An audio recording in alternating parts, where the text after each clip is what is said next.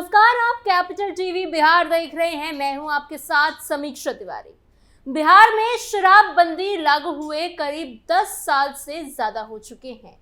सरकार लगातार दावा करती रही है कि राज्य में शराब पर पूरी तरह से रोक है और इसे खत्म करने के लिए सख्त कदम उठाए जा रहे हैं। लेकिन अब एक ऐसी घटना सामने आई है जिसने सिर्फ प्रशासन ही नहीं बल्कि पूरी राजनीति को हिला कर रख दिया है। राज्य की सबसे सुरक्षित माने जाने वाली जगहों में से एक यानी मुख्यमंत्री आवास के पास अचानक शराब की खाली बोतलें मिलने से कई सवाल खड़े हो गए हैं। आखिर इतनी सुरक्षा के बीच ये बोतलें वहां पहुंची कैसे? क्या ये सिर्फ एक लापरवाही है या किसी की साजिश, या फिर शराबबंदी कानून की असली तस्वीर कुछ और ही है? इस घटना के बाद सत्ता और विपक्ष आमने सामने आ गए हैं। बयानबाजी तेज हो चुकी है, आरोप लगाए जा रहे हैं और अब इस पूरे मामले ने सिर्फ कानून व्यवस्था ही नहीं बल्कि बिहार की राजनीति को भी एक नए विवाद में लाकर खड़ा कर दिया है। क्या है पूरी खबर, बताएंगे आपको स्पेशल स्टोरी में। मुख्यमंत्री आवास के पास मिली शराब की बोतलें, हाई सिक्योरिटी जोन में शराब कैसे पहुंची? बिहार में एक बार फिर शराबबंदी कानून को लेकर बड़ा सवाल खड़ा हो गया है। इस बार मामला इसलिए ज्यादा चर्चा में है क्योंकि शराब की खाली बोतलें किसी आम जगह से नहीं बल्कि मुख्यमंत्री आवास के पास से मिली है। जानकारी के मुताबिक वहां से कुल 10 खाली बोतलें बरामद हुई है।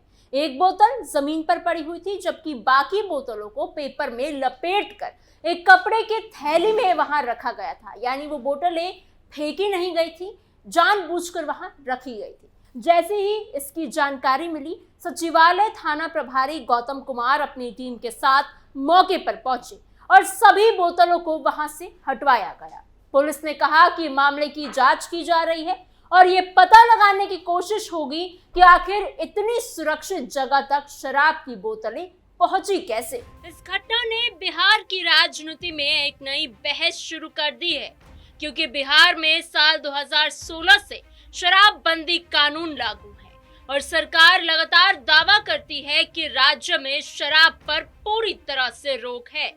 मुख्यमंत्री नीतीश कुमार ने शराबबंदी को अपने सबसे बड़े फैसलों में से एक बताया था।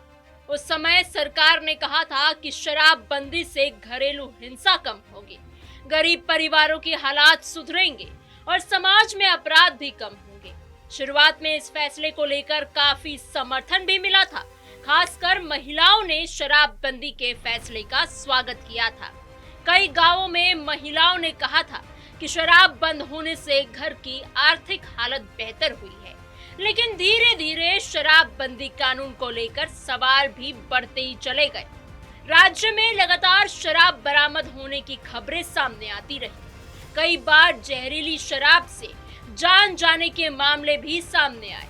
विपक्ष लगातार सरकार पर आरोप लगाता रहा कि शराबबंदी सिर्फ कागजों में है और जमीन पर शराब आज भी आसानी से मिल जाती है। मुख्यमंत्री आवास के पास शराब की बोतल मिलने के बाद सरकार की तरफ से भी बयान आए हैं। मंत्री जमा खान ने कहा कि जो लोग गलत काम कर रहे हैं उन पर सरकार की नजर है और ऐसे लोगों के खिलाफ कार्रवाई की जाएगी। उन्होंने कहा कि बिहार सरकार शराबबंदी कानून को लेकर लगातार सख्ती बरत रही है और अगर कोई गड़बड़ी कर रहा होगा तो उसे छोड़ा नहीं जाएगा। वहीं डिप्टी सीएम विजेंद्र यादव ने भी कहा कि बिहार में शराबबंदी लागू है और सरकार लगातार कार्रवाई कर रही है। उन्होंने ये भी कहा कि ऐसी घटनाओं को गंभीरता से लिया जा रहा है। दरअसल हाल ही में आबकारी विभाग की जिम्मेदारी संभालने के बाद डिप्टी सीएम विजेंद्र यादव ने शराबबंदी को लेकर कई आंकड़े जारी किए थे। उन्होंने कहा था कि सरकार अब इसे और ज्यादा सख्ती से लागू करेगी। सरकार की रिपोर्ट के मुताबिक 1 अप्रैल 2016 से 31 मार्च 2026 तक शराबबंदी कानून के तहत कुल 11,37,731 मामले दर्ज किए गए हैं। इसी दौरान 17,18,058 लोगों को गिरफ्तार भी किया गया है। ये आंकड़े काफी बड़े हैं और बताते हैं कि बिहार में शराबबंदी कानून को लागू कराने के लिए लगातार अभियान चल रहा है। सरकार का कहना है कि पुलिस और प्रशासन लगातार कार्रवाई कर रही है और शराब तस्करी रोकने की पूरी कोशिश भी की जा रही है। शराब तस्करी रोकने के लिए बिहार की तकनीक का इस्तेमाल भी बढ़ाया गया है। सरकार के मुताबिक दियारा और नदी वाले इलाकों में निगरानी के लिए 42 ड्रोन और 12 स्पीड मोटर बोट लगाए गए हैं। इसके अलावा राज्य भर में 84 चेक पोस्ट बनाए गए हैं, जिनमें 67 अंतरराज्यीय चेक पोस्ट है। इन सभी जगहों पर सीसीटीवी कैमरास लगाए गए हैं ताकि हर गतिविधि पर नजर रखी जा सके। सरकार ने यह भी दावा किया है कि मार्च 2026 तक जब्त की गई अवैध शराब का लगभग 98% हिस्सा नष्ट कर दिया जा चुका है।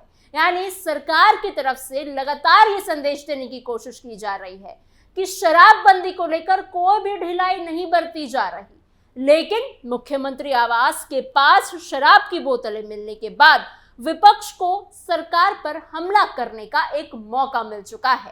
खासकर रोहिणी आचार्य ने इस मामले को लेकर सरकार पर सीधे सवाल उठाए हैं। उन्होंने अपने एक्स हैंडल पर पोस्ट करते हुए लिखा है कि कहीं ऐसा तो नहीं कि अवैध शराब के कारोबारियों की पहुंच मुख्यमंत्री आवास तक है। उन्होंने कहा कि बिहार में शराबबंदी लागू है, लेकिन शराब की बोतलें कभी विधानसभा परिसर में मिलती हैं, कभी मंत्रियों और अधिकारियों के सरकारी दफ्तरों के गलियारों में मिलती हैं और मुख्यमंत्री आवास के पास भी अब मिल गई है। उन्होंने सवाल उठाया कि आखिर इतनी सुरक्षित जगहों तक शराब पहुंचती कैसे है। रोहिणी आचार्य ने मुख्यमंत्री से यह भी पूछा कि आपके आवास के समीप बैठकर कौन शराब पी रहा है, आखिर वहां तक शराब आई कहां से।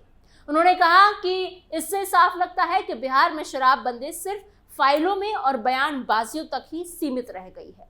उनके मुताबिक बिहार का शायद ही कोई ऐसा इलाका बचा होगा जहां शराब आसानी से उपलब्ध ना हो। उन्होंने ये भी कहा कि पूरे राज्य में अब ये धारणा बन चुकी है कि अवैध शराब कारोबारियों की पहुंच सरकार और प्रशासन से भी ज्यादा मजबूत हो चुकी है। उनके इस बयान के बाद राजनीतिक माहौल और ज्यादा गर्म हो चुका है। लेकिन यहाँ एक सवाल ये भी उठता है कि क्या सिर्फ किसी जगह शराब की बोतल मिलने से सीधे मुख्यमंत्री या सरकार पर इतना बड़ा आरोप लगा देना सही है? राजनीति में आरोप लगाना आसान होता है, लेकिन हर बात को बिना जांच के सच मान लेना भी सही नहीं है। ये बात बिल्कुल सही है कि मुख्यमंत्री आवास जैसी हाई सिक्योरिटी जगह के पास शराब की बोतलें मिलना बेहद गंभीर मामला है और इसकी पूरी जांच होनी भी चाहिए। ये पता लगना जरूरी है कि आखिर ये बोतलें वहां कौन लेकर आया, किसने इस्तेमाल की और वहां तक पहुंची कैसे। लेकिन बिना किसी जांच के सीधे ये कह देना कि शराब माफिया की पहुंच मुख्यमंत्री आवास तक है, ये भी एक बहुत बड़ा आरोप है और ये बिल्कुल सही नहीं है। आरोपों की राजनीति या असली सवाल, सवालों के बीच घिरी बिहार की राजनीति। अगर इसी तरह की राजनीति की जाए तो फिर दूसरे मामले में भी ऐसे ही सवाल उठ सकते हैं। अभी हाल ही में हुए नीट पेपर लीक मामले में आरजेडी के एक नेता का नाम सामने आया था और उसकी गिरफ्तारी भी हुई। खबरों के मुताबिक वो नेता तेजस्वी यादव का करीबी माना जाता था। तो क्या सिर्फ इस आधार पर ये मान लिया जाए कि नीट पेपर जैसे कई मामलों में खुद तेजस्वी यादव का भी हाथ है? जाहिर है ऐसा कहना सही नहीं होगा।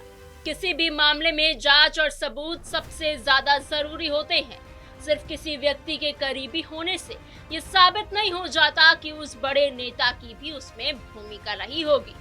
ठीक उसी तरह मुख्यमंत्री आवास के पास शराब की बोतलें मिलने सीधा मुख्यमंत्री पर सवाल खड़े कर देना भी जल्दबाजी हो सकती है।